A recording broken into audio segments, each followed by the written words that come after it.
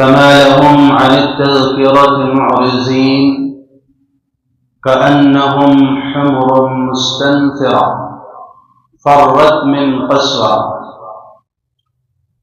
وقال عليه الصلاة والسلام: كاد حملة القرآن أن يكونوا أنبياء غير أنه لا يوحى إليهم، أو كما قال عليه الصلاة والسلام.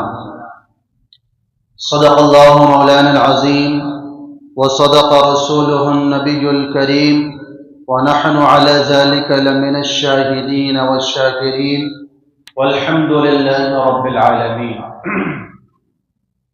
اللهم صل على سيدنا محمد وعلى آل سيدنا محمد وبارك وسلم. اللهم صل على سيدنا محمد وعلى آل سيدنا محمد وبارك وسلم. اللهم صل على سيدنا محمد وعلى آل سيدنا محمد وبارك وسلم. لائق احترام بزرگوں، عزیز ساتھیوں اور دوستوں، پچھلے ہفتے آپ حضرات کے سامنے قرآن مجید کی عظمت اور اس کی اہمیت کے حوالے سے اور قرآن مجید کے فضائل اور اس کے مقام اور مرتبے کے تعلق سے گفتگو ہوئی تھی. آج کی اس مجلس میں بھی قرآن مجید ہی کے تعلق سے اس کی اہمیت اور اس کی ضرورت اور اس کے مقام اور مرتبے اور ہمارا اس کے ساتھ جو رویہ ہے، جو سلوک ہے، اس کے تعلق سے گفتگو کا ارادہ ہے. پوری کائنات میں اللہ تبارک و تعالی نے آسمانی جتنی کتابیں نازل فرمائی ہیں، ان تمام کتابوں میں قرآن مجید ہی محفوظ کتاب ہے. باقی ساری کتابیں جتنی بھی اللہ تعالیٰ نے اتاری، ان کے بارے میں قرآن نے خود فیصلہ کر دیا ہے: یحرفون الکلم عن مواضعہ. دوسری جگہ فرمایا: افتطمعون ان یؤمنوا لکم وقد کان فریق منہم یسمعون کلام اللہ ثم یحرفونہ من بعد ما عقلوہ. تو قرآن مجید کی اس آیت میں قرآن نے خود اعلان کر دیا ہے کہ پہلی جو کتابیں اللہ نے نازل فرمائی تھی، ان ساری کتابوں کو ان کے ماننے والوں نے بدل ڈالا، تحریف کر ڈالی، اللہ تعالیٰ کے حکم کو خلط ملط کر ڈالا.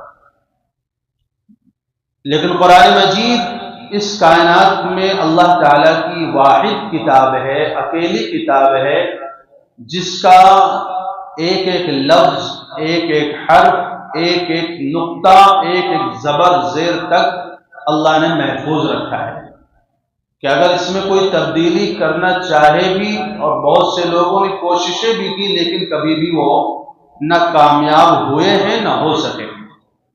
کیونکہ قرآن میں اور دوسری کتابوں میں جو فرق ہے، وہ بنیادی فرق بس اسی بات کا ہے کہ قرآن کے لیے اللہ نے فرمایا: انا نحن نزلنا الذکر وانا لہ لحافظون، جبکہ دوسری کتابوں میں کے بارے میں فرمایا: بما استحفظوا من کتاب اللہ، کہ اللہ تعالیٰ فرماتے ہیں کہ قرآن کی حفاظت ہم کریں گے، باقی کتابوں کی حفاظت ان کے ماننے والوں کی ذمہ داری تھی. تو جن کتابوں کی حفاظت کی ذمہ داری انسانوں کے اوپر تھی، وہ کتابیں تو بدل دی گئی، اور جس کتاب کی حفاظت کی ذمہ داری اللہ نے اپنے ذمہ لی ہے، اس کو کوئی بدل نہیں سکتا. کیونکہ آپ نے مشہور شعر سنا ہوگا کہ فانوس بن کے جس کی حفاظت ہوا کرے، وہ شمع کیا بجھے جسے روشن خدا کرے. تو جس چیز کی حفاظت اللہ کی ذمہ داری ہو، ساری دنیا کی طاقتیں، حکومتیں، جماعتیں، فرقے، مذاہب، لوگ، انسان، جنات، سارے مل کر کے کوشش کر لیں، لیکن اس کتاب کو بدل نہیں سکتے. بلکہ جو کتاب کو بدلنے کی کوشش کرتے ہیں ان کو خود ہی بدل دیا جاتا ہے، ان کا وجود مٹا دیا جاتا ہے اور ان کو نیست اور نابود کر دیا جاتا ہے۔ تو اللہ تعالیٰ نے اس کتاب کی حفاظت کی ذمہ داری اپنے سر لی ہے، اور اس کے حوالے سے قرآن میں احادیث میں جو فضائل بیان کیے گئے ہیں وہ پچھلے بھی ہفتے آپ کے سامنے کچھ آئے تھے، اور اس ہفتے میں بھی آپ کے سامنے کچھ فضائل آپ کے سامنے ذکر کروں گا۔ سب سے پہلی بات تو ہمیں یہ سمجھنا ہے کہ قرآن مجید کی تلاوت کرنا ہو، قرآن مجید کو سمجھنا ہو، قرآن مجید کو پڑھنا ہو، قرآن مجید کی تعلیم کرنا ہو، یہ سنت ہے جناب رسول اللہ صلی اللہ علیہ وسلم کی۔ قرآن مجید کے سب سے پہلے حافظ جو تھے وہ محمد رسول اللہ صلی اللہ علیہ وسلم، اور اس سے پہلے بھی اگر کہہ لیا جائے تو قرآن مجید کو سب سے پہلے پڑھنے والے اللہ تعالیٰ ہیں، اور اللہ تعالیٰ نے پھر قرآن مجید جبرائیل علیہ السلام کو سکھایا، اور جبرائیل علیہ السلام نے وہ قرآن مجید رسول اللہ صلی اللہ علیہ وسلم کو سکھایا۔ تو گویا کہ قرآن کے پہلے حافظ اللہ تعالیٰ ہیں، دوسرے جبرائیل علیہ السلام ہیں، اور تیسرے محمد رسول اللہ صلی اللہ علیہ وسلم۔ البتہ انسانوں میں پہلے حافظ رسول اللہ صلی اللہ علیہ وسلم، اس کے بعد آپ کے ہزاروں صحابہ نے قرآن مجید کا حفظ یاد کیا، قرآن مجید کی تلاوت کی، اور تلاوت کا تو یہ عالم تھا کہ صبح ہو شام ہو، قرآن خود کہتا ہے یتلون آیات اللہ آناء اللیل و آناء النہار، یہ اللہ کی کتاب کی تلاوت کرتے ہیں صبح میں، شام میں، دن میں، رات میں، دوپہر میں، سفر میں، حضر میں، ہر وقت اللہ کی کتاب کی تلاوت کرتے ہیں۔ خود رسول اللہ صلی اللہ علیہ وسلم کا معمول تھا کہ آپ خود قرآن کی تلاوت کرتے تھے، اور ایک ایک رکعت کے اندر کئی پارے پڑھ جایا کرتے تھے۔ جبرائیل علیہ السلام کو قرآن مجید کی تلاوت سنایا کرتے تھے، اور جبرائیل علیہ السلام رسول اللہ صلی اللہ علیہ وسلم کو قرآن کی تلاوت سنایا کرتے تھے۔ اور اس کے علاوہ بہت سارے ایسے واقعات ہیں کہ ایک صحابی ہیں حضرت عبید بن کعب رضی اللہ تعالیٰ عنہ غالباً ہیں، کہ ان سے رسول اللہ صلی اللہ علیہ وسلم نے فرمایا آپ قرآن کو پڑھیے، تو انہوں نے کہا اللہ کے رسول قرآن تو آپ پر نازل ہوا ہے، میں آپ کے اوپر کیسے پڑھوں؟ تو انہوں نے کہا کہ اللہ تعالیٰ نے حکم فرمایا آپ قرآن کو پڑھیں۔ تو اللہ کی طرف سے ان کو حکم آیا کرتا تھا کہ آپ قرآن کی تلاوت کیا کریں، اللہ آپ کے قرآن کو سننا چاہتا ہے۔ چنانچہ حدیث پاک میں آتا ہے کہ اللہ تبارک و تعالی روایت میں آتا فرمایا زینوا القرآن باصواتکم، خوبصورت آواز میں قرآن کو پڑھا کرو، اور خوبصورت آواز سے مراد یہاں پر کوئی لحن داؤدی نہیں ہے کہ بڑی سریلی آواز ہونی چاہیے، بڑی دلکش اور دل آویز آواز ہونی چاہیے۔ قرآن کو خوبصورت بنانے کا مطلب یہ ہے کہ قرآن کے جو حقوق ہیں اس کی رعایت کرتے ہوئے، تجوید کی رعایت ہو، غنہ مد کی رعایت ہو، مخارج کی رعایت ہو، کہاں پر ٹھہرنا ہے کہاں پر نہیں ٹھہرنا اس کی رعایت ہو، اللہ تعالیٰ کی خوشنودی کی نیت ہو، اور دنیا والوں سے کوئی شہرت یا دنیا والوں کی تعریف مقصود نہ ہو، تو یہ ہے قرآن کو مزین کرنا۔ تزین القرآن باصواتکم، قرآن کو اپنی آواز سے مزین کرو، خوبصورت بناؤ۔ کیوں؟ یہ قرآن کو خوبصورت بنانے کا حکم کیوں ہے؟ کیونکہ رسول اللہ صلی اللہ علیہ وسلم فرماتے ہیں اللہ تعالیٰ قرآن پڑھنے والے کے قرآن کو ایسے ہی سنتے ہیں جیسے تم میں سے کوئی اپنے گانے والی باندی کے گانے کو سنتا ہے۔ ایک گانا وہ ہوتا ہے جو اجنبی عورتیں گایا کرتی ہیں، تو چونکہ اجنبی عورتوں کی آواز سننا حرام ہے تو ان کا گانا بھی سننا حرام ہے، لیکن اگر کوئی آدمی اپنی بیوی کو سنا رہا ہے، یا بیوی شوہر کو سنا رہی ہے، یا باندی اپنے آقا کو سنا رہی ہے، تو شرط یہ ہے کہ اس میں میوزک نہ ہو، اس کے اندر ڈھول تماشا نہ ہو، صرف زبان سے اگر سنایا جائے تو گانا حقیقت میں کیا ہے؟ ایک شاعری ہوتی ہے، ایک محبت والا کلام ہوتا ہے، تو وہ اس کو سنانا جائز ہے۔ یعنی اگر کوئی باندی اپنے آقا کو سنائے اس کا سنانا جائز ہے، شوہر بیوی کو سنائے یا بیوی شوہر کو سنائے تو اس کا اپنی زبان سے سنانا درست ہے، شرط یہ ہے کہ اس میں کوئی حرام چیز نہ ہو۔ یعنی میوزک وغیرہ ڈھول تماشا نہ ہو۔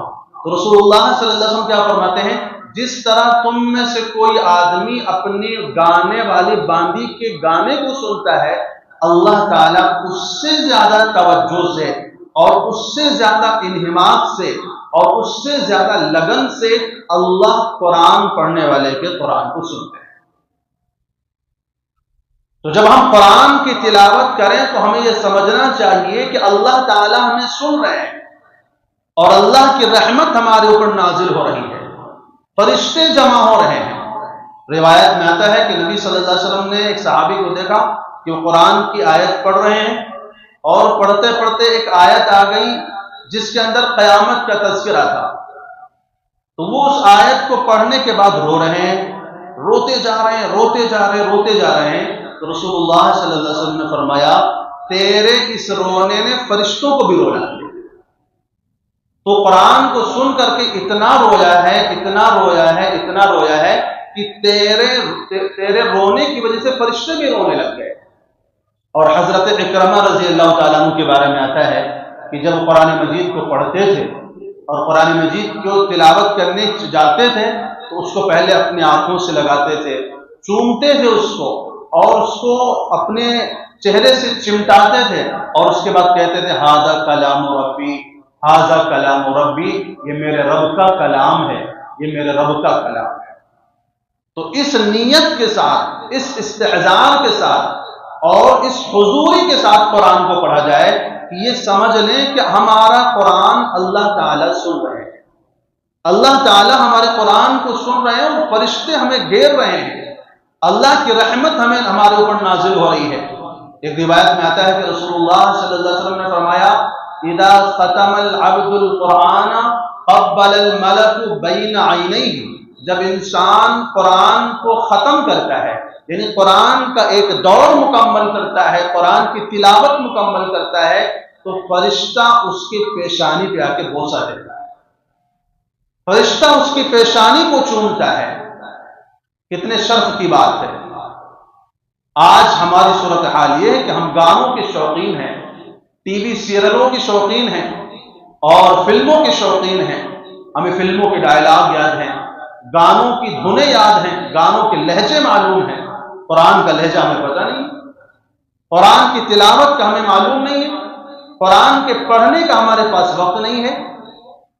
ایک قاری گزرے ہیں حضرت نافع، جو قرآن کریم کی تلاوت ترتیل کے ساتھ کرتے ہیں اور اس میں جو قرآن مجید کے جو تجوید کے جو مختلف شعبے ہیں، ان شعبوں کو جب سارے شعبوں کو کوئی پڑھ لیتے ہیں تو اس کو سبع عشرہ کا قاری کہا جاتا ہے۔ تو یہ جو سبع عشرہ کے قاریوں میں جو سب سے پہلے قاری تھے، قاری نافع مدنی رحمۃ اللہ علیہ، کہتے ہیں کہ جب یہ قرآن مجید کو پڑھتے تھے، قرآن مجید کی تلاوت کرتے تھے یا لوگوں سے بات چیت کرتے تھے تو ان کے منہ سے کستوری کی خوشبو آیا کرتی، مشک کی خوشبو آیا کرتی۔ تو لوگوں نے ان سے پوچھا کہ آپ کون سی خوشبو لگا کر قرآن کی تلاوت کرتے ہیں؟ آپ جب قرآن کی تلاوت کرتے ہیں تو آپ کے منہ سے خوشبو پھوٹتی ہے، آپ سے جب ہم بات کرنے کے لیے آتے ہیں تو ہمیں خوشبو محسوس ہوتی ہے، تو آپ کون سی خوشبو لگا کر تلاوت کرتے ہیں؟ انہوں نے کہا، میں خوشبو لگانا تو دور کی بات، میں تو خوشبو کے قریب بھی نہیں جاتا۔ اصل میں بات یہ ہے کہ ایک رات میں نے رسول اللہ صلی اللہ علیہ وسلم کو خواب میں دیکھا اور رسول اللہ صلی اللہ علیہ وسلم نے فرمایا، نافع، تو نے میرے قرآن کی تلاوت کی ہے، تو نے میرے قرآن کو پڑھا ہے، لا میں تیرے ان ہوٹوں کو بوسہ دے دیتا ہوں جن ہوٹوں سے تو نے قرآن مجید کی تلاوت کی ہے۔ اس رات جو رسول اللہ صلی اللہ علیہ وسلم سے خواب میں ملاقات ہوئی، اس کا یہ ثمرہ اور یہ نتیجہ ہے کہ میرے منہ سے مشک کی خوشبو آتی ہے، مشک کی خوشبو آتی ہے۔ تو قرآن مجید کی تلاوت، قرآن مجید کا پڑھنا، قرآن مجید کو سمجھنا یہ کوئی معمولی بات نہیں ہے۔ آج ہم نے اس کو ایک ہلکی چیز سمجھ لیا ہے، ایک غیر ضروری چیز سمجھ لیا ہے۔ ہم اور چیزوں کو دین کا کام سمجھتے ہیں، دینی مجلسوں میں بیٹھنے کو بھی دین کا کام سمجھتے ہیں، الگ الگ حلقوں میں دین کے بیٹھنے کو ہم دین کا کام سمجھتے ہیں، لیکن قرآن کی تلاوت کو ہم اتنی اہمیت نہیں دیتے، قرآن کو ہم اتنا احترام نہیں دیتے جتنا قرآن کو احترام دینے کا حق ہے۔ حالانکہ سب سے پہلا جو حق ہمارے اوپر ہے وہ قرآن مجید کا ہے۔ کیوں؟ اس کی وجہ یہ ہے کہ ہمیں جو دین ملا ہے اس کا بیان کس چیز کے اندر ہے۔ آپ نماز پڑھتے ہیں، آپ روزہ رکھتے ہیں، زکوٰۃ دیتے ہیں، سود نہیں کھاتے، شراب نہیں پیتے، زنا نہیں کرتے، اللہ کے دین کے راستے میں نکلتے ہیں، یہ حکم کہاں ہے؟ بھئی نماز کا حکم کہاں ہے؟ قرآن میں ہے۔ زکوٰۃ کا حکم قرآن میں ہے، تبلیغ کا حکم قرآن میں ہے، شراب کی حرمت کا حکم قرآن میں ہے، اور جو ہے زنا کی حرمت کا حکم قرآن میں ہے، سود کی حرمت کا حکم قرآن میں ہے۔ تو جس دین پر ہم عمل کرتے ہیں، جس دین کی ہم نمازیں پڑھتے ہیں، جس دین کے ہم روزے رکھتے ہیں، جس دین کے لیے ہم نیکی کے کام کرتے ہیں، وہ پورا کا پورا دین کہاں ہے؟ قرآن میں ہے۔ تو آپ اصل کو چھوڑ دیں گے، جو بنیاد ہے دین کی اس کو چھوڑ دیں گے، باقی شعبوں میں جو باقی شعبوں کو لے کے بیٹھ جائیں گے، قرآن کو اہمیت نہیں دیں گے، قرآن کا ہم احترام نہیں دیں گے تو اس کا حق ہے۔ بھئی جب ہمارا مکمل دین قرآن سے نکل کے آیا ہے تو بتائیے، تو قرآن تو ہمارا مرکز ہوا، قرآن تو ہمارا اصل دین ہوا، قرآن تو ہمارا بنیاد ہے نا دین کا۔ اب اگر ہم بنیاد کو چھوڑ کر کے شاخوں کو لے کر بیٹھ گئے تو بنیاد سے ہم کٹ جائیں گے کہ نہیں کٹ جائیں گے؟ اصل دین سے ہم دور ہو جائیں گے کہ نہیں دور ہو جائیں گے؟ جو اصل دین ہے اس سے ہم الگ ہو جائیں گے، خرافات میں پڑ جائیں گے، رسومات کی طرف ہم چلے جائیں گے اگر اصل سے کٹ گئے۔ اصل سے جڑے رہنا ضروری ہے، کیونکہ جس درخت کی شاخیں اپنی جڑ سے جڑی رہتی ہیں وہی شاخیں ہری رہتی ہیں، اور جس درخت کی جڑ کاٹ دی جائے، جس درخت کی شاخوں کو، جس درخت کے پتوں کو اس کے اصل سے اور اس کے جڑ سے الگ کر دیا جائے، وہ چند دنوں کے بعد اس کی شاخیں بھی سوکھ جاتی ہیں، پتے بھی سوکھ جاتے ہیں، وہ درخت بھی سوکھ جایا کرتا ہے۔ تو اگر ہم چاہتے ہیں کہ ہمارا دین محفوظ رہے، ہماری نمازیں محفوظ رہیں، ہمارا ایمان محفوظ رہے، ہم اللہ کے راستے پر چلنے والے ہوں، ہم اللہ کی دین سے جڑنے والے ہوں، تو سب سے پہلے ہمیں قرآن سے اپنا تعلق بنانا پڑے گا۔ قرآن سے تعلق بنائے بغیر ہم دیندار نہیں ہو سکتے۔ یہ کیا بات ہے کہ آپ سورج کی روشنی کو چھوڑ کر چراغوں کے پیچھے پڑے ہوئے؟ بس قرآن کو اللہ نے سورج کہا ہے نا، قرآن تو سورج ہے، تو قرآن کو تو ہم نے چھوڑ دیا اور چھوٹی چھوٹی چیزوں کو ہم لے کے بیٹھ گئے، اور ہم سمجھ بیٹھے کہ ہم تو بہت بڑے جو ہے دیندار ہو گئے، ہم بہت بڑے جو ہے۔ یہ تو ایسے ہی ہے جیسے ایک آدمی جماعت ہو رہی، نماز کی فرض کی جماعت ہو رہی، اور ایک آدمی باہر آتا ہے نفل پڑھ کے چلا جاتا ہے، جماعت میں شریک نہیں ہوتا ہے، تو جو فرض ہے اس کو چھوڑ رہے ہیں، نفل کو آپ ادا کر رہے ہیں، یہ کون سی دینداری ہے؟ اس کو دینداری کہا جاتا ہے؟ اس کو اللہ کے دین کی خدمت کہا جاتا ہے؟ کہ آپ فرائض کو چھوڑے نوافل کے پیچھے لگے ہیں، قرآن کو چھوڑ کر کے دین کے دیگر شعبوں میں آپ لگے ہیں، تو آپ کون سے دیندار ہیں؟ جبکہ آپ کے تمام دین کے شعبوں کا حکم قرآن میں ہے، آپ کے دین کے تمام شعبے قرآن سے نکلتے ہیں، تو اصل سے تو پہلے جوڑنا پڑے گا، تب تو آپ آگے بڑھ پائیں گے۔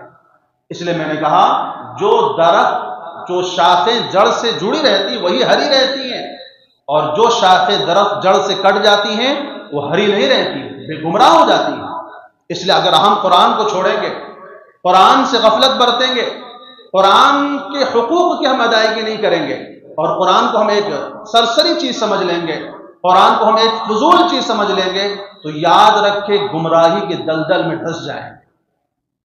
بہت سارے لوگ ایسے ہیں جو ایک وقت میں دیندار ہوا کرتے تھے لیکن بعد میں گمراہ ہو گئے، اور گمراہ نہیں ہوئے، گمراہانہ فرقے انہوں نے بنا لیے، خود بھی گمراہ ہوئے، ہزاروں کو گمراہ کیا، لاکھوں کو گمراہ کیا۔ کیوں؟ قرآن سے دور ہو گئے۔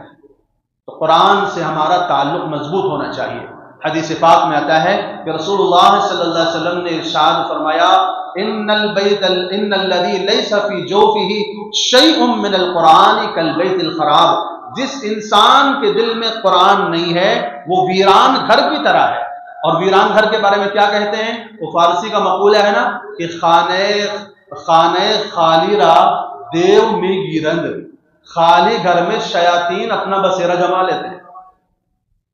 جو گھر آپ تعمیر کر کے چھوڑ دیں، اس کی خبرگیری نہ کریں، اس میں کوئی رہنے کے لیے نہ جائے، اس میں کوئی قرآن کی تلاوت کرنے کے لیے نہ جائے، اور اس کے اندر انسانوں کا آنا جانا نہ ہو، تو سال دو سال گزرنے کے بعد جاتے ہوئے ڈر لگتا ہے کہ نہیں لگتا ہے؟ یہ تو خالی پڑا تھا، پتہ نہیں کیا ہو اس کے اندر۔ کیوں؟ خانے خالی را دیو می گیرند، جو گھر خالی ہوتا ہے، جو گھر ویران ہوتا ہے، اس میں شیاطین اپنا بسیرا بنا لیتے ہیں۔ تو گویا کہ رسول اللہ صلی اللہ علیہ وسلم کیا بتانا چاہتے ہیں؟ جس دل میں قرآن نہیں ہوتا، شیطان وہاں پر اپنا گھر بنا لیتا ہے، شیطان پھر وسوسے ڈالتا ہے، شیطان پھر اسے گمراہ کرتا ہے، شیطان اسے اللہ کے دین سے ہٹانے کی کوشش کرتا ہے، شیطان اس کو جو ہے صحیح حق اور حقیقت سے ہٹا کر کے فضول چیز کے رسومات میں لگا دیتا ہے۔ آج ہم کہتے ہیں ہمارے گھروں میں پریشانیاں ہیں، بیماریاں ہیں، لڑائی جھگڑے ہیں، فتنہ فساد ہے، بیٹا باپ کی بات نہیں مانتا، بھائی بھائی کی نہیں سنتا، بیوی شوہر کی نہیں سنتی، شوہر بیوی کے حقوق ادا نہیں کرتا، اولاد ماں باپ کی تعظیم نہیں کرتی۔ اس کی وجہ کیا ہے؟ طرح طرح کی جو نئی نئی بیماریاں آ رہی ہیں، طرح طرح کے جو نئے نئے امراض پیدا ہو رہے ہیں، اس کا سبب کیا ہے؟ یہ موجودہ جتنی بھی پریشانیاں ہیں، ان پریشانیوں کا جو سبب ہے وہ قرآن سے غفلت ہے، قرآن سے دوری ہے۔ جب گھروں میں قرآن کی تلاوت ہوتی ہے، رسول اللہ صلی اللہ علیہ وسلم کی حدیث ہے، جس گھر میں قرآن پڑھا جاتا ہے شیاطین وہاں سے بھاگ جاتے ہیں، بری روحیں وہاں سے نکل جاتی ہیں، اور اللہ کے فرشتے اس گھر میں داخل ہوتے ہیں، اللہ کی رحمتیں اس گھر میں داخل ہوتی ہیں۔ جب اللہ کے فرشتے گھر میں آئیں گے، اللہ کی رحمتیں گھر میں آئیں گی، تو برکتوں کا ظہور ہوگا کہ نہیں ہوگا؟ گھر کے اندر برکتیں آئیں گی کہ نہیں آئیں گی؟ لڑائی جھگڑے ختم ہوں گے کہ نہیں ختم ہوں گے؟ کیا آپ نہیں مانتے کہ گھر میں جو لڑائی جھگڑے ہوتے ہیں وہ کون کرواتا ہے؟ بھئی شیطان ہی تو کرواتا ہے۔ اولاد کو ماں باپ کے خلاف کون ابھارتا ہے؟ شیطان ابھارتا ہے۔ بیوی کو شوہر کا باغی کون بناتا ہے؟ شیطان بناتا ہے۔ بیماریاں کون ڈالتا ہے؟ آج بہت بڑا مسئلہ جو ہے ہم لوگوں کے ساتھ بیماریوں کا ہے، خطرناک بیماریاں، لا علاج بیماریاں گھروں میں پیدا ہو رہی ہیں۔ ہر آئے دن کسی نہ کسی کے بارے میں پتہ چلتا ہے، اس کو فلاں بیماری لگ گئی، اس کو فلاں بیماری لگ گئی، اس کو فلاں بیماری لگ گئی۔ علماء فرماتے ہیں کہ یہ جو لا علاج بیماریاں ہیں، جن بیماریوں کا ڈاکٹروں کے پاس بھی علاج نہیں ہے، ان میں سے 90% بیماریاں ہوتی ہی نہیں ہیں۔ یہ حقیقت میں شیاطین کا جادو ہوتا ہے۔ شیاطین بدن میں اندر گھس کے جادو کر دیتے ہیں، گانٹ لگا دیتے ہیں، گرا لگا دیتے ہیں، آگے چل کے وہی کینسر بن جاتا ہے، وہی بیماری بن جاتی ہے، وہی جو ہے طرح طرح کے امراض اور لا علاج مرض بن جاتے ہیں کہ ڈاکٹر بھی ہاتھ کھڑے کر دیتا ہے، بھئی ہمارے بس کی بات نہیں ہے، اس کو لے جاؤ ہمارے پاس۔ یہ کس وجہ سے ہو رہا ہے؟ شیاطین کی وجہ سے ہو رہا ہے۔ اور شیاطین کو ہم نے گھر میں کیسے داخل کیا؟ قرآن کو ہم نے گھر سے دور کر دیا، ناچ گانوں کو اندر کر لیا۔ اب ناچ گانے کیا ہے؟ یہ شیطان کے آلے ہیں۔ نبی صلی اللہ علیہ وسلم نے فرمایا کہ یہ ناچ گانے، یہ ڈھول تماشے، یہ میوزک کیا ہے؟ مزامیر الشیاطین ہیں، یہ شیطان کے آلے ہیں۔ شیطان ان چیزوں سے خوش ہوتا ہے۔ تو جب آپ گھروں میں گانے بجائیں گے، جب آپ کے گھروں میں قرآن کی تلاوت کے بجائے ٹی وی سیریل چل رہے ہوں گے، فلمیں چل رہی ہوں گی، گانے چل رہے ہوں گے، صبح بھی اسی پر ہو رہی ہوگی، شام بھی اسی پر ہو رہی ہوگی، تو گھر میں شیاطین کا بسیرا ہوگا کہ فرشتوں کا بسیرا ہوگا؟ اور جب شیاطین گھر میں داخل ہوں گے تو شیاطین آپ کے خیرخواہ ہیں، شیاطین آپ کے بھلا چاہتے ہیں، شیاطین یہ چاہتے ہیں کہ آپ سکون کی زندگی بسر کریں، شیاطین یہ چاہتے ہیں کہ آپ کے گھر میں لڑائی جھگڑے نہ ہو، شیاطین یہ چاہتے ہیں کہ بیٹا باپ کی فرما برداری کرے، شیاطین یہ چاہتے ہیں کہ شوہر بیوی کے حقوق ادا کرے، بیوی شوہر کے حقوق ادا کرے۔ نہیں، شیاطین جھگڑے کروانا چاہتے ہیں، لڑائی ڈلواتے ہیں۔ یہ بنیادی بات آپ کو سمجھ نہیں آتی، یہ اصولی بات ہمیں سمجھ نہیں آتی۔ اگر اس اصولی بات کو ہم سمجھ جائیں گے، دنیا کے اکثر مصیبتوں سے ہمیں ویسے ہی نجات مل جائے گی کہ جس گھر میں قرآن کی تلاوت ہوگی وہاں پر اللہ کے رحمت کے فرشتے آئیں گے، اللہ کی رحمت نازل ہوگی، سکینہ نازل ہوگا، اور اللہ تعالیٰ کی نظر میں وہ گھر اللہ کی حفاظت میں رہتا ہے۔ جیسے حدیث میں آتا ہے کہ رسول اللہ صلی اللہ علیہ وسلم نے فرمایا، جن گھروں میں قرآن کی تلاوت ہوتی ہے وہ آسمان والوں کی نظر میں ویسے ہی چمکتے ہیں جیسے تمہاری نظر میں آسمان کے ستارے چمکتے ہیں، تو آسمان والوں کی نظر میں وہ گھر چمکتے ہیں، اللہ کا نور اس گھر میں اترتا ہے، اللہ کی رحمت داخل ہوتی ہے، اللہ کی برکتیں داخل ہوتی ہیں، تو شیاطین بھاگ جاتے ہیں، لڑائی جھگڑے بھی ختم ہو جاتے ہیں، بیماریاں بھی ختم ہو جاتی ہیں، پریشانیاں بھی دور ہو جاتی ہیں، ذہنی پریشانیاں ختم ہو جاتی ہیں، جسمانی پریشانیاں ختم ہو جاتی ہیں، اور جیسے جیسے ہم قرآن سے دور ہوتے ہیں، دین سے دور ہوتے ہیں، اللہ کے حکم سے دور ہوتے ہیں، اور اللہ کی نافرمانی والی چیزوں کو گھر میں ہم چلاتے ہیں، تو شیاطین ڈیرا جما لیتے ہیں اور فرشتے وہاں سے نکل جاتے ہیں۔ آپ نے حدیث نہیں سنی کہ رسول اللہ صلی اللہ علیہ وسلم نے فرمایا ہے لا تدخل الملائکۃ بیتا فیہ کلب او تصاویر، جس گھر میں تصویریں لٹکی ہوں، انسانوں کی ہوں، ذی روح چیزوں کی ہوں، یا پھر جس گھر میں کتے پلے ہوئے ہوں، وہاں پر اللہ کی رحمت کے فرشتے نہیں آتے ہیں۔ ایک بیوقوف نے کہا ہم نے کتا اس لیے پالا ہوا ہے تاکہ ہمارے گھر میں فرشتہ آئے گا نہیں تو ہماری جان نہیں نکالے گا، فرشتہ آئے گا نہیں تو ہماری جان نہیں نکالے گا، ہم مرنے سے بچ جائیں گے۔ اس کو جواب دیا گیا کہ جو فرشتہ کتے کی جان نکالے گا وہی تیری جان نکالے گا، یعنی رحمت والے فرشتے نہیں آئیں گے، جنت والے فرشتے نہیں آئیں گے، عذاب والے تو آئیں گے۔ فرشتے دو طرح کے ہیں نا، ایک وہ فرشتے ہیں جو جنت والوں کی خدمت پر مأمور ہیں، دوسرے وہ فرشتے ہیں جو جہنم والوں کو سزا دینے پر مأمور ہیں۔ اللہ کے نیک بندوں کی روح نکالنے کے لیے الگ قسم کے فرشتے آتے ہیں، کافروں کی فاجروں کی روح نکالنے کے لیے الگ قسم کے فرشتے آتے ہیں۔ تو اس کو جواب کیا دیا گیا جو فرشتہ کتے کی روح نکالے گا وہی تیری روح نکالے گا، گویا کہ تیرے پاس رحمت والے فرشتے نہیں آئیں گے۔ تو نبی صلی اللہ علیہ وسلم نے کیا فرمایا، جس گھر میں کتا ہو یا تصویریں ہوں اس گھر میں فرشتے داخل نہیں ہوتے۔ تو جب اس صرف تصویر ہونے پر فرشتے داخل نہیں ہوتے تو جہاں پر ناچ گانا ہو رہا ہو، جہاں پر گانوں کی آوازیں بلند ہو رہی ہوں، جہاں پر جو ہے زور زور سے فلمی گانے چل رہے ہوں، فلمی سیریلز چل رہے ہوں، وہاں پر فرشتے آئیں گے؟ وہاں پر شیاطین کا بسیرا ہوگا، شیاطین کا بسیرا ہوگا تو رحمتیں دور ہو جائیں گی، اللہ کے عذاب کی چیزیں آئیں گی، اللہ کی رحمت والی چیزیں نہیں آئیں گی۔ تو یہ سب قرآن مجید کی برکت ہے کہ اگر ہم قرآن کو اپنے سینے سے لگائیں گے، قرآن سے اپنا تعلق مضبوط کریں گے، تو اللہ تعالیٰ دنیاوی فائدہ بھی ہمیں عطا فرمائے گا، اخروی فائدہ تو ہے ہی قرآن کا، جو میں نے پچھلے ہفتے بھی آپ کے سامنے بتایا تھا کہ قرآن کہتا ہے جب تک میں اس کو جنت میں داخل نہیں کروا لیتا میں ساتھ نہیں چھوڑوں گا۔ اگر آپ قرآن کی تلاوت کرتے ہوں گے تو آخر میں ایک دعا لکھی ہوتی ہے دعاء ختم القرآن، قرآن کی ختم کی دعا۔ اس دعا کو کبھی پڑھا ہے؟ اس کا ترجمہ کیا ہے؟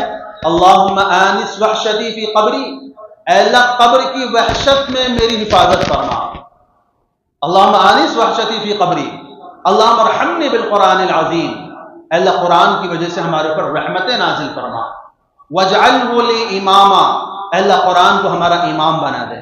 امام کسے کہتے ہیں؟ جس کی اقتداء کی جائے۔ آپ نماز پڑھنے کے لیے آتے ہیں، امام کی اقتداء کرتے ہیں کہ نہیں کرتے؟ امام ہاتھ اٹھاتا ہے تو آپ بھی ہاتھ اٹھاتے ہیں، امام ہاتھ باندھتا ہے تو آپ بھی ہاتھ باندھتے ہیں، امام کھڑا رہتا ہے تو آپ بھی کھڑے رہتے ہیں، امام رکوع میں جاتا ہے تو آپ بھی رکوع میں جاتے ہیں، امام سجدے میں جاتا ہے تو آپ بھی سجدے میں جاتے ہیں، امام سلام پھیرتا ہے تو آپ بھی سلام پھیرتے ہیں۔ تو امام کو امام کس لیے کہا جاتا ہے؟ امام کی اقتداء کی جاتی ہے۔ اگر کوئی آدمی آئے اور امام صاحب تو ابھی کھڑے ہیں، وہ اپنی رکوع بھی کر لے سجدہ بھی کر لے، اس کی نماز ہو جائے گی؟ نہیں ہوگی۔ کیوں؟ امام کی اقتداء نہیں کی۔ تو ہم کیا دعا مانگ رہے ہیں اللہ سے؟ وَاجْعَلْهُ لِي إِمَامًا، اے اللہ قرآن کو ہمارا امام بنا دے۔ کیا مطلب؟ ہم قرآن کی پیروی کرنے والے ہو جائیں، قرآن پر عمل کرنے والے بن جائیں، قرآن جو کرنے کا کہے وہ کرے، قرآن جو نہ کرنے کا کہے وہ نہ کرے۔ یہ ہے قرآن کو امام ماننے کا مطلب۔ وَاجْعَلْهُ لِي إِمَامًا وَنُورًا، اے اللہ اس کو میرے لیے روشنی بنا دے۔ قرآن ہمارے لیے روشنی ہے۔ کیسی روشنی ہے؟ کہتے ہیں کہ آج ہماری اور قرآن کی جو مثال ہے وہ ایسے سمجھ لیجیے، ایک آدمی اندھیری رات میں جا رہا ہے، راستہ بڑا خطرناک ہے، راستے میں گڈھے بھی ہیں، پتھر بھی ہیں، کھائی بھی ہے، اور سانپ اور بچھو بھی ہیں، شیروں کے بھی حملے کا خطرہ ہے، دشمنوں کے بھی حملے کا خطرہ ہے، ایسے خطرناک راستے سے گزر رہا ہے، اور ہاتھ میں ٹارچ ہے اس کے، لیکن اس بیوقوف نے ٹارچ کو جلایا ہوا نہیں، بجھایا ہوا ہے۔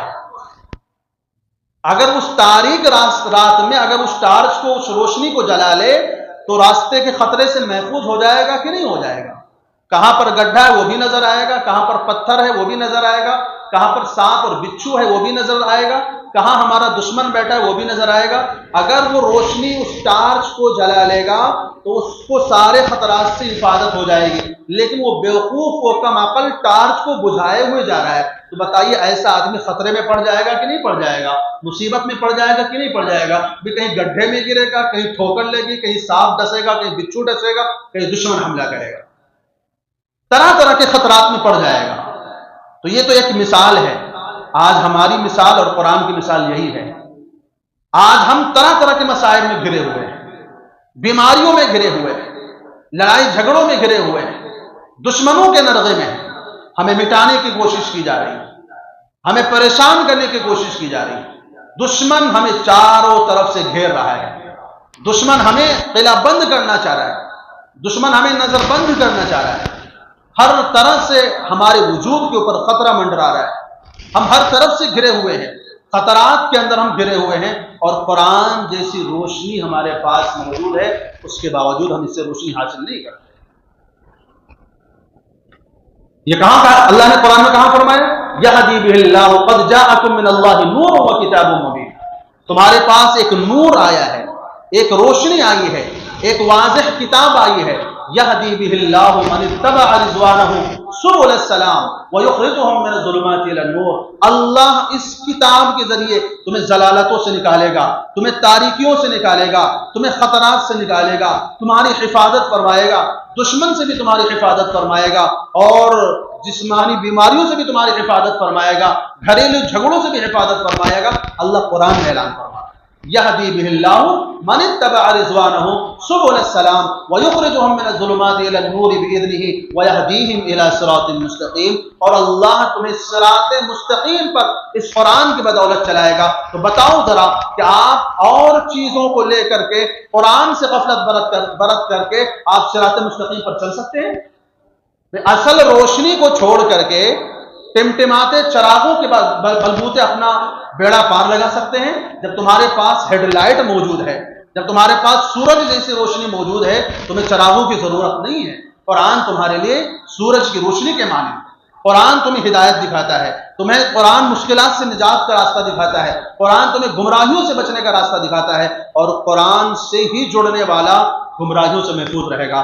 آج فتنوں کا دور ہے، ہر آئے دن لوگ گمراہ ہو رہے ہیں، ہر آئے دن فتنے آ رہے ہیں، ہر آئے دن جو ہے گمراہیاں پیدا ہو رہی ہیں۔ آئے دن آپ سنتے ہیں فلاں لڑکی ایمان سے خارج ہو گئی، فلاں لڑکا ایمان سے محروم ہو گیا، وہ مرتد ہوگا، یہ مرتد ہو گیا، اس نے ایمان چھوڑ دیا، اس نے ایمان چھوڑ دیا۔ یہ وہ دور نہیں ہے جس کے بارے میں رسول اللہ صلی اللہ علیہ وسلم نے فرمایا تھا یصبح الرجل مؤمنا ویمسی کافرا ویمسی مؤمنا ویصبح کافرا۔ صبح مسلمان ہوگا، شام کو کافر ہوگا، شام کو مسلمان ہوگا، صبح کافر ہوگا۔ تو یہ گمراہی کا جو دور ہے، یہ جو فتنوں کا جو دور ہے، یہ دور چل رہا ہے۔ آپ یہ نہ سوچیں کہ اس کے بعد کوئی اور دور آئے گا۔ آج ہم دیکھ رہے ہیں اپنی آنکھوں سے، آنکھوں کے سامنے لوگ گمراہ ہو رہے ہیں۔ اگر اس گمراہی سے کوئی چیز ہمیں بچا سکتی ہے وہ قرآن ہے۔ یہدی بہ اللہ من اتبع رضوانہ سبل السلام۔ اچھے اچھے دینداروں کو دیکھا جاتا ہے، نمازوں کے بھی پابند ہیں، دینداری کے بھی پابند ہیں، چہرے پر سنت نبوی بھی سجی ہوئی ہے، لباس بھی سنت کے مطابق ہے، لیکن قرآن کے حلقوں میں بیٹھنے کی توفیق نہیں، قرآن کے درس میں بیٹھنے کی توفیق نہیں ہے۔ قرآن کا درس کیا آپ کی مسجد میں نہیں ہوتا ہے؟ کتنے لوگ ہیں جو قرآن کے درس میں شامل ہوتے ہیں، کتنے لوگ ہیں جو اٹھ کر کے چلے جاتے ہیں۔ ایسا ہوتا ہے جیسے ان کو قرآن کی ضرورت نہیں، یا پھر وہ خود کو قرآن کا عالم سمجھتے ہوں گے کہ بھئی ہمیں سب پتہ ہے قرآن کے بارے میں۔ اگر ایسے لوگوں سے پوچھا جائے ذرا سورہ فاتحہ کا ترجمہ سنا دو، ہوا نکل جائے گی، اوقات کا پتہ چل جائے گا کہ کتنے پانی میں ہیں۔ دنیا والوں کے سامنے آپ جو ہے ڈھونگ بنا کے گھوم سکتے ہیں، اللہ کے سامنے کوئی ڈھونگ نہیں چلے گا اگر آپ اللہ کے قرآن کو نہیں پڑھیں گے، اس کے قرآن کو نہیں سمجھیں گے، گمراہی کے خطرے میں ہر وقت پڑے رہیں گے۔ گمراہی سے کوئی آپ کو بچا نہیں سکتا، کیونکہ رسول اللہ صلی اللہ علیہ وسلم نے گمراہی کے زمانے میں نجات کے صرف دو راستے بتائے ہیں۔ فرمایا کتاب اللہ و سنت رسولہ، ایک اللہ کی کتاب تمہیں گمراہی سے بچا سکتی ہے، دوسرے اس کے رسول صلی اللہ علیہ وسلم کی سنت۔ یعنی قرآن اور حدیث یہ وہ دو چیزیں ہیں جو ان سے اپنا تعلق جمائے رکھے گا، مضبوط رکھے گا، ان سے اپنا رشتہ بنائے رکھے گا، وہ تو بچا رہے گا، اور جو ان سے دور ہو جائے گا وہ گمراہی میں چلا جائے گا۔ وہ بظاہر دیندار بھی نظر آئے تب بھی گمراہ ہو جائے گا۔ کیا آپ نے نہیں دیکھا داڑھی ٹوپی والے بھی گمراہ ہو رہے ہیں، مرتد ہو رہے ہیں؟ نہیں دیکھا آپ نے؟ ارے ایسے ایسے جنہوں نے فرقے بنا لیے۔ یہ شکیل بن حنیف کون ہے جو آج مہدوی فرقہ بنا کے بیٹھا ہوا ہے؟ ابھی دہلی کے اندر جلدی میں کچھ مہینے پہلے ایک عبد الرحمان خوریزی کے نام سے ایک شخص، اس نے ایک فرقے کا اعلان کیا ہے۔ اور ایسے یہ وہ لوگ ہیں جو داڑھی ٹوپی میں ہیں، پگڑی کے اندر ہیں، کرتا پائجامے کے اندر ہیں، دینی حلیہ میں ہیں، لیکن انہوں نے دین کو ایک محدود دائرے میں سمجھ لیا۔ وہ سمجھتے ہیں جس دائرے میں، جس کنویں کے اندر ہم گھوم رہے ہیں یہی اصل سمندر ہے، اصل سمندر کو بھول کر کے کنویں کو سمندر میں سمجھ لیا۔ اپنے اپنے حلقے کو، اپنے اپنی جماعت کو، اپنے اپنے محدود کاموں کو انہوں نے دین کا کل سمجھ لیا، اللہ کے قرآن سے غافل ہوئے، تو نتیجہ یہ نکلا کہ وہ خود گمراہ نہیں ہوئے بلکہ دوسروں کو بھی گمراہ کر رہے ہیں۔ حدیث پاک میں آتا ہے کہ رسول اللہ صلی اللہ علیہ وسلم نے فرمایا، آج آپ جانتے ہیں یہ دور چل رہا ہے، لوگ کہتے ہیں علماء کے پاس نہیں جاؤ، یہ تم کو قرآن حدیث نہیں بتائیں گے۔ ایسے ہی تو ہو رہا ہے۔ آپ نے یوٹیوبروں کو دیکھا ہوگا، وہ کیا بولتے ہیں؟ یہ تم کو حدیث نہیں بتائیں گے، ہم تم کو اور حدیث بتاتے ہیں، ہم کو قرآن تم کو سکھاتے ہیں۔ تو علماء کی توہین، علماء کی تضحیق، ان کی حیثیت کو کم کرنے کی کوشش کر رہے ہیں، جبکہ حدیث پاک میں آتا ہے کہ رسول اللہ صلی اللہ علیہ وسلم نے فرمایا 3 لوگوں کی عزت کیا کرو۔ فرمایا سفید داڑھی والے بوڑھے کی، دوسرے حامل قرآن کی، تیسرے انصاف پسند بادشاہ کی۔ جو ان کی عزت کرے گا وہ اللہ کی عزت کرے گا، اللہ کے رسول کی عزت کرے گا۔ دوسری روایت میں فرمایا حاملین قرآن کی عزت کیا کرو، کیونکہ ان کی عزت، جس نے ان کی عزت کی اس نے میری عزت کی، اور جس نے میری عزت کی اس نے اللہ تعالیٰ کی عزت کی۔ اور فرمایا خبردار خبردار خبردار ان کی توہین سے بچنا، کیونکہ جس نے ان کی توہین کی اس نے میری توہین کی، اور جس نے میری توہین کی اس نے اللہ کی توہین کی۔ تو اس روایت میں رسول اللہ صلی اللہ علیہ وسلم نے صاف کر دیا کہ ان کی عزت کرو، ان کا احترام کرو۔ جو لوگ تمہیں علماء سے کاٹے، علماء سے دور کریں، سمجھ جاؤ وہ ابلیس کے چیلے ہیں، وہ ابلیس کا پیروکار ہے، وہ ابلیس نے تیار کر کے اس کو بھیجا ہوا ہے تاکہ جو اصل دین کے محافظ ہیں، جو اصل دین کو بیان کرنے والے ہیں، ان سے آپ کو کاٹ کر دیں گے تو گمراہ کرنا آسان ہو جائے گا۔ یہ جو دین سے کٹ جائے گا گمراہ کرنا اس کا کون سا مشکل کام ہے؟ رسول اللہ صلی اللہ علیہ وسلم نے فرمایا کاد حملۃ القرآن ان یکونوا انبیاء، قریب تھا کہ حامل قرآن نبی ہوتے، غیر انہ لا یوحی الیہم، البتہ اب چونکہ وحی کا سلسلہ بند ہو گیا اس لیے یہ نبی نہیں بن سکتے۔ تو رسول اللہ صلی اللہ علیہ وسلم کیا فرماتے؟ قریب تھا کہ یہ نبی بن جاتے، لیکن چونکہ نبوت کا سلسلہ ختم ہو گیا ہے، اب وحی کا سلسلہ بند ہو گیا ہے، اس لیے اللہ تعالیٰ نے ان کو نبوت نہیں عطا فرمائی۔ لیکن نبی کی زبان سے یہ کہہ لینا کوئی معمولی بات ہے۔ تو آج میں نے کیا کہا، وہ دور چل رہا ہے، وہ گمراہی کا دور چل رہا ہے کہ ہر کوئی شخص ایک اپنی دکان کھول کے بیٹھا ہے اور لوگوں کو اصل دین سے کاٹنے کی کوشش کر رہا ہے، کہہ رہا ہے کہ ان کے قریب مت جاؤ، ان کے قریب مت جاؤ، آؤ ہم تم کو اصل دین سکھاتے ہیں۔ تو ذرا ایسے لوگوں کے بارے میں ایک حدیث سن لیجئے۔ رسول اللہ صلی اللہ علیہ وسلم نے فرمایا ان اللہ لا يقبض هذا العلم انتزاعا ينتزعه من العباد، اللہ تعالیٰ قرآن کو، علم دین کو اور اپنے جو علوم شرعیہ ہیں ان کو یوں ہی نہیں کھینچ لے گا۔ اللہ بندوں سے دین کو یوں ہی نہیں کھینچ لے گا کہ کوئی چیز ہاتھ میں لے رکھی کسی نے چھین کر لے کر چلا گیا۔ فرمایا وَلَٰكِن يَقْبِضُهُ بِقَبْضِ الْعُلَمَاءِ، اللہ علماء کو اٹھا کر کے دین اٹھا لیں گے۔ ایک عالم جائے گا دوسرا اس کی جگہ لینے والا نہیں ہوگا، ایک عالم جائے گا دوسرا اس کی جگہ لینے والا نہیں ہوگا۔ دھیرے دھیرے دھیرے دھیرے علماء اٹھتے چلے جائیں گے تو علم بھی اوپر چلا جائے گا، علم دنیا میں باقی نہیں رہے گا۔ اس کے بعد کیا ہوگا؟ حتی اذا لم یبق عالما، جب کوئی عالم باقی نہیں رہے گا، اتخذ الناس رؤوسا جہالا، اللہ لوگ جاہلوں کو اپنا سردار بنا لیں گے۔ فسئلوا فافتوا بغیر علم فضلوا واضلوا، اب ان سے لوگ مسائل پوچھیں گے۔ اب ان جاہلوں سے جا کے جو مسائل پوچھتے ہیں جنہوں نے نہ قرآن کا علم حاصل کیا ہے نہ حدیث کا علم حاصل کیا ہے، گوگل کے مطالعے پر بیٹھ گئے ہیں اور لوگوں کو دین سکھانے بیٹھ گئے ہیں۔ قرآن میں اور حدیث میں بہت ساری جگہوں پر ایسی چیزیں آتی ہیں کہ آپ ان کو نہیں سمجھ سکتے، रसूलुल्लाह से फरमाते हैं अल्लाह ने कुरान का एक जाहिर बनाया है, एक बातिन बनाया है। तो जो जाहिरी चीज है वो तो आप समझ जाएंगे, लेकिन जो कुरान का बातिनी मफहूम हो कैसे आप समझेंगे? तो अब लोग क्या करेंगे? फरमाया जाहिलों से मसले पूछेंगे। तो आज ये जो यूट्यूब की दुकानें खोल के बैठे हैं, ये कौन लोग हैं? ये उलमा नहीं, ये वही लोग हैं जिनके बारे में रसूलुल्लाह ने फरमाया कि लोग जाहिलों से मसले पूछेंगे और वो बगैर इल्म के फतवे देंगे, खुद भी गुमराह होंगे, दूसरों को भी गुमराह करेंगे। तो अगर गुमराही से बचना है, दलालत से बचना है, अपने असल दीन की हिफाजत करना है, तो कुरान से अपना ताल्लुक मजबूत करें, कुरान से गफलत ना बरतें, कुरान से लापरवाही ना करें।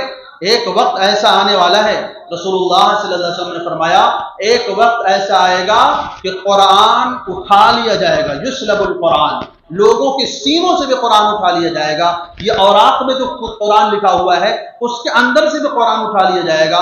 शाम होगी, कुरान किताबों में महफूज होगा, सीनों में भी महफूज होगा। सुबह होगी तो आप किताब खोल के देखेंगे, सिर्फ खाली औराक मिलेंगे, एक एक हर्फ कुरान का उठा लिया जाएगा। जो जिसको कुरान याद भी होगा, जो सुबह उठेगा तो उसको कुरान याद नहीं होगा, सीने से कुरान उठा लिया जाएगा। उस वक्त के आने से पहले कुरान की कदर कर ले, वरना अगर हमने कुरान की यूं ही नाकदरी की तो हम खुद सबब बनेंगे कुरान की दुनिया से जाने का। और जब कुरान दुनिया से चला जाएगा तो गुमराही का क्या आलम होगा, फितनों का क्या आलम होगा, बेदीनी का क्या आलम होगा, वो आप तसव्वुर भी नहीं कर सकते, सोच भी नहीं सकते। तो जब तक दुनिया में कुरान मौजूद है उसकी कदर करें, उसकी तिलावत करें, उसको पढ़ें, कुरान के हलकों में बैठें, कुरान के मसाइल को सीखें, कुरान के इल्म को हासिल करें। ये रसूलुल्लाह सल्लल्लाहु अलैहि वसल्लम की मीरास है, ये रसूलुल्लाह सल्लल्लाहु अलैहि वसल्लम ने इस उम्मत को दिया है, और ये हमारी जिम्मेदारी है कि कुरान को हम खुद भी सीखें, दूसरों को सिखाएं। ये कुरान को सीखना सिखाना किसी मखसूस फिरके का या मखसूस तबके की या मखसूस फर्द की जिम्मेदारी नहीं है, ये पूरी उम्मत की जिम्मेदारी है। रसूलुल्लाह सल्लल्लाहु अलैहि वसल्लम तलबुल इल्म फरीज़ा, इल्म हासिल करना फर्ज है। तो इल्म कौन सा? अंग्रेजी का इल्म हासिल करना, साइंस का इल्म हासिल करना, कौन सा इल्म हासिल करना फर्ज है? कुरान का इल्म हासिल करना फर्ज है। तो जो लोग कुरान को हल्का समझते हैं वो समझते हैं कुरान तो यूं ही चीज है, जिसका मर्जी पढ़े, जिसकी मर्जी ना पढ़े। भाई आप अगर कोई बंदा कहते जिसकी मर्जी नमाज पढ़े, जिसकी मर्जी नमाज ना पढ़े, तो उसका ये कहना काबिले जो है माफी होगा। उसके इस कहने को आप नजरअंदाज कर सकते हैं, उसको गुमराह कहेंगे। तू कैसे कह सकता है जिस चीज को अल्लाह ने फर्ज करार दिया है, तू कैसे कह सकता है कि जिसकी मर्जी हो पढ़े, जिसकी मर्जी ना पढ़े? तो जिस कुरान के पढ़ने